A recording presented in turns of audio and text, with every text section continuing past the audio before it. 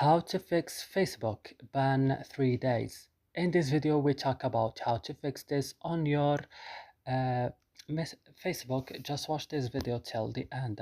So first you have to go and open the settings of your phone, then go directly and open apps option. Here on apps option, as you see, you found all the applications that you have on your phone. You will search only for Facebook. Now scroll down and click on storage.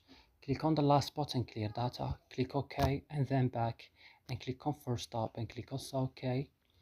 And what you should do, guys, now you have to go to this option, remove permissions. If app is unused, you have to disallow it, and then go and restart your phone, and after this your problem will be solved. So I hope, guys, this video is helpful for you. Don't forget to like, subscribe in our channel. See you in another video.